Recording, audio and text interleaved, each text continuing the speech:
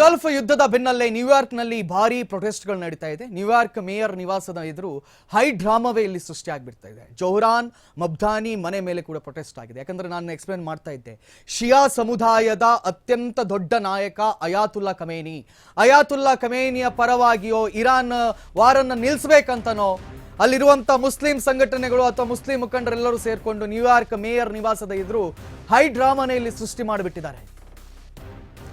Mayor ಜೋಹ್ರಾನ್ ಮಬ್ದಾನಿ ಮನೆ ಮೇಲೆ protest ನಡೆದಿದೆ. ಮುಸ್ಲಿಂ ವಿರೋಧಿ ಪ್ರತಿಭಟನೆ ವೇಳೆ ಸ್ಫೋಟಕಗಳ ಬಳಕೆಯನ್ನ ಕೂಡ ಮಾಡಲಾಗಿದೆ. ಮಬ್ದಾನಿ ಮನೆಯ ಹೊರಗೆ ಮುಸ್ಲಿಂ ವಿರೋಧಿ ಪ್ರತಿಭಟನೆ ನಡೆದಿದೆ ಅಂತೆ. ಓಕೆ, ಮುಸ್ಲಿಂ ವಿರೋಧಿ ಪ್ರತಿಭಟನೆ, ಸ್ಫೋಟಕ ಸಾಧನಗಳನ್ನ ಎಸೆದಿದ್ದಾರಂತೆ ಹೋರಾಟಗಾರರು. ಬೆಂಕಿ ಹೊತ್ತಿಸುವ ಸಾಧನಗಳನ್ನ ಎಸೆದಿದ್ದಾರೆ ಪ್ರತಿಭಟನಾಕಾರರು.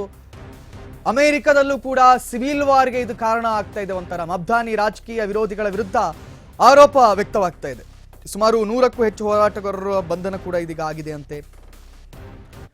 ಇರಾನ್ ವಾರ್ ಪ್ರಭಾವ ಅಮೆರಿಕದ ಒಳಗಡೆ ಕೂಡ ಕಾಣಿಸ್ತಾ ಇದೆ. ಮೊನ್ನೆ ದಿನ ಅಮೆರಿಕದಲ್ಲಿ ಕೂಡ ಕೆಲವು ಕಡೆಗಳಲ್ಲಿ ದಾಳಿಗಳಾಗುತ್ತೆ. ಇದೀಗ ಮಬ್ದಾನಿ ನ್ಯೂಯಾರ್ಕ್ನ ಮೇಯರ್ ಆಗಿರುವಂತಹ ಮಬ್ದಾನಿ ಮನೆ ಮೇಲೆ ಕೂಡ ದಾಳಿಗಳು ನಡೆದಿದೆ. ಇಸ್ಲಾಂ ವಿರೋಧಿ ಹೋರಾಟಗಾರರು ದಾಳಿಯನ್ನು ನಡೆಸ್ತಾ ಇದ್ದಾರಂತೆ.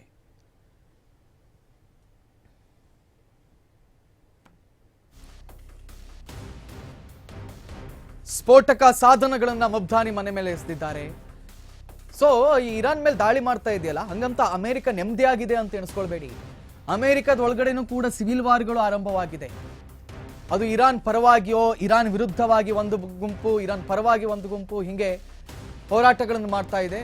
ಇದೀಗ ಮಬ್ದಾನಿ ಏನು ಇರಾನ್ ಪರವಾಗಿರತಕ್ಕಂಥ ನಿಲುವನ್ನು ಹೊಂದಿದ್ರೋ ಅವರ ಮನೆ ಮೇಲೆ ಕೂಡ ದಾಳಿಗಳಾಗಿವೆ.